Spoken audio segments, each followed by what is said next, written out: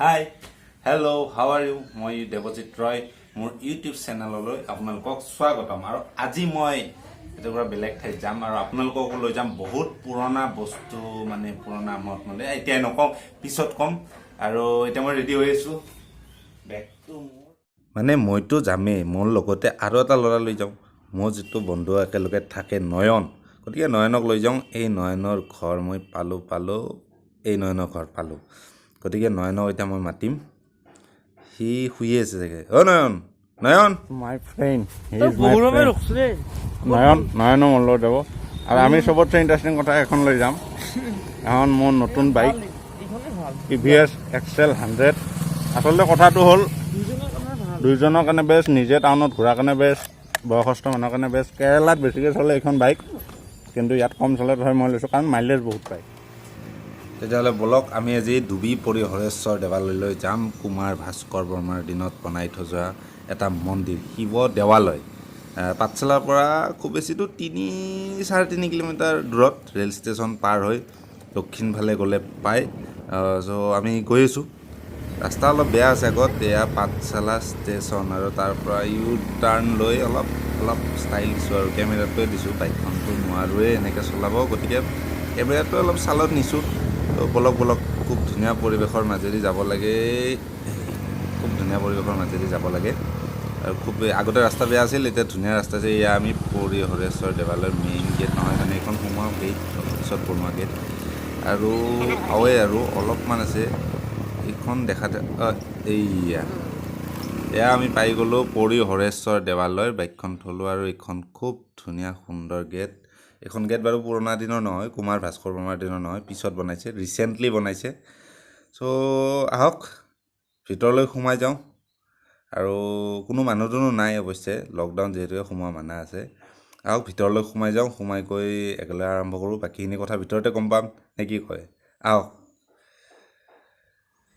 চ' finally মই আহি পালোঁ ডুবি পৰি হৰেশ্বৰ দেৱালয় আৰু ডুবি পৰি হৰেশ্বৰ দেৱালয় বৰ্তমান মানুহ অহাটো বন্ধ কাৰণ যিহেতু লকডাউন চলি আছে কিন্তু মই ওচৰতে যিহেতুকে আহিছোঁ আৰু আপোনালোকক ইয়াত দেখুৱাম ঐতিহ্যপূৰ্ণ এই মন্দিৰটোত কি মানে বিশেষত্ব আছে কিয় পুৰণা দিনৰ বুলি কয় আচলতে খুব ধুনীয়া গছ এডালৰ তলত মই আছোঁ ইয়াত মানুহ বহে খুব ধুনীয়াকৈ আৰু মাঘৰ 1 তাৰিখে খুব মানুহ হয় ইয়াত বন্তি জ্বলাব আহে আৰু একেবাৰে পুৰণা দিনৰ মন্দিৰ এইটো নতুনকৈ বনাইছে কিন্তু যিটো অৰিজিনেল মন্দিৰ এইটো একদম পুৰণা দিনৰ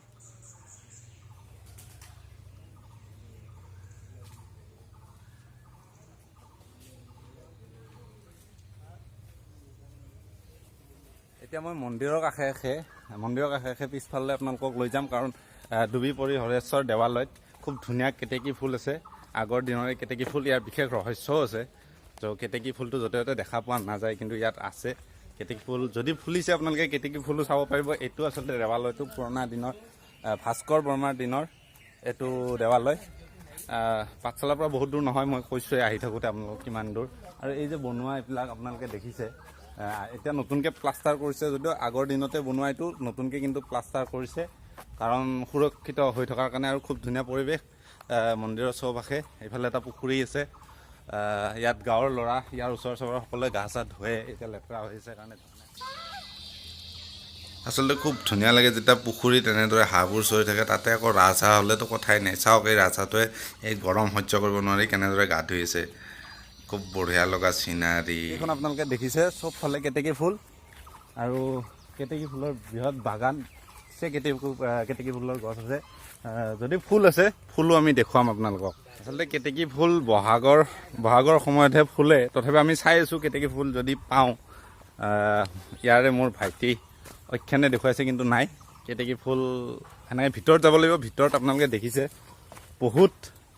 বহুত জংঘল আৰু ইয়াত বিভিন্ন ধৰণৰ সাপ আছে য'ত আমি নোযোৱাটোৱে বেষ্ট তাৰ ভিতৰলৈ এনেই কিয় বিপদ চপাই নহয়নে নহয় গতিকে আপোনালোকক বেক চাইডৰ পৰা মই এবাৰ দেখুৱাওঁ কি ধুনীয়া পুখুৰী খুব ধুনীয়া পৰিৱেশ ইয়ালৈ আহিব লাগে মনটো ফ্ৰেছ লাগে আৰু তাতোতকৈ ডাঙৰ কথা যে যিহেতুকে ইতিহাস বুৰঞ্জী ইয়াত জড়িত হৈছে গতিকে চোৱাটো জৰুৰী আমি বহুত বাহিৰত যাব লগা নাই কিছুমান ইতিহাস চাব খুজিলে ইয়াতে অসমতে বহুত ঠাই আছে আৰু তাৰ ভিতৰত এই টুকুৰা ঠাই য'ত বজালী এতিয়া জিলা হ'ল বৰপেটা জিলা, বৰ্তমান বৰপেটা জিলাই হৈ আছে, বজালী জিলা যদিও দিছে হোৱা নাই।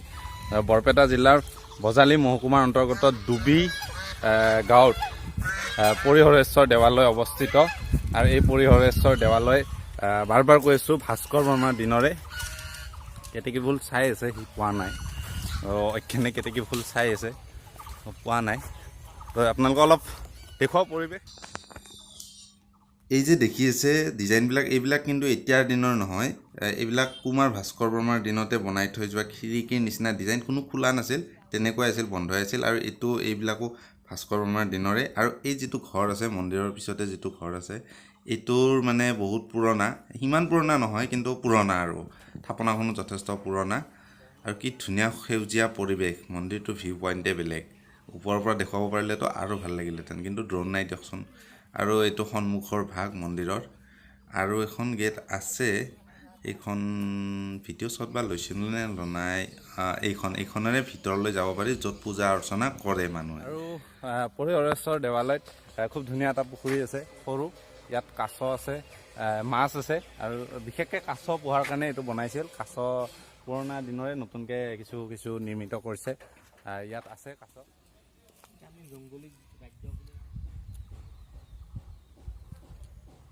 আমি পৰিহৰেশ্বৰ দেৱালয় যিজন আমাৰ শ্ৰদ্ধাৰ মাননীয় পুৰোহিত ডাঙৰীয়া, তেওঁৰ পৰা আমি কিছু কথা জানিম মন্দিৰটোৰ বিষয়ে। এই মন্দিৰটো মানে শিৱ দেৱালয়টো কিমান পুৰণা আপুনি জনাত? এইটো আপোনাৰ কুমাৰ ভাস্কৰ বৰ্মাৰ আগৰ ৰজা ধুতি বৰ্মনৰ দিনত এই দেৱালয়খন স্থাপন হৈছিল, 7ম শতিকাত। তেতিয়াৰ পৰা দেৱালয়খন ইয়াত পূজা পদ্ধতিৰে চলি আছিল। কিন্তু আহোম ৰজা শিৱসিংহৰ দিনত পুনৰ ইয়াত পূজা ভাগ আগবঢ়াই ইয়াৰ পূজাৰী ভাগ কনুজৰ পৰা আনে। ইয়াত মাল্যদানৰ কাৰণে দেৰগাঁৱৰ পৰা মালাকৰ সম্প্ৰদায়ৰ লোক আনে। ইয়াত দেৱদাসী নৃত্য প্ৰচলন আছিল। এই দেৱদাসী নৃত্যৰ কাৰণে দেৰগাঁৱৰ পৰা বায়ন সম্প্ৰদায়ৰ লোক কিছুমান আনি ইয়াত সংস্থাপিত কৰে।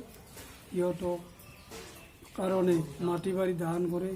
আৰু ৰক্ষণাবেক্ষণ কথাই আমি জানিলোঁ ইয়াৰ বিষয়ে। আমাৰ পুৰোহিত ডাঙৰীয়া তেওঁৰ লগত থকা সহকাৰী যিজন ব্যক্তি আছে তেওঁ আমাক জনালে। আমি হয়তো ইমানখিনি নাজানো আৰু ক'বও নোৱাৰোঁ, কিন্তু মই জাষ্ট চেষ্টা কৰিছোঁ যে পৰিহৰেশ্বৰ দেৱালয়ৰ বিষয়ে অলপ হ'লেও অসমৰ মানুহে জানক আৰু ইয়ালৈ আহক। খুব ধুনীয়া পৰিৱেশ, লগতে ঐতিহাসিকপূৰ্ণ এটি দেৱালয়, শিৱ দেৱালয়। ইয়াত ক'লেই শিৱ পূজাও হয়, শিৱৰাত্ৰি হয়। গতিকে আহক, আমাৰ ইতিহাসৰ এটি গুৰুত্বপূৰ্ণ মঠ মন্দিৰৰ ভিতৰত পৰিহৰেশ্বৰ দেৱালয়টো আপোনালোকে উপভোগ কৰক। ধন্যবাদ। ফাইনেলি মই ঘৰ আহি পাই গ'লোঁ। লকডাউনৰ মাজতে আপোনালোকক অলপ দূৰ ফুৰাবলৈ লৈ গৈছিলোঁ, কিন্তু আকৌ মই ঘৰলৈ ঘূৰি আহিছোঁ 6 বজাৰ আগে আগে, কাৰফিউৰ আগে আগে। চ' আপোনালোকে ঘৰত থাকক, ভালকৈ থাকক। যদি ভিডিঅ'টো ভাল লাগিল লাইক কৰিব, শ্বেয়াৰ কৰিব, লগতে বেল আইকনটো দবাই দিব আৰু ছাবস্ক্ৰাইব কৰিবলৈ নাপাহৰিব। দেৱজিৎ ৰয় চাই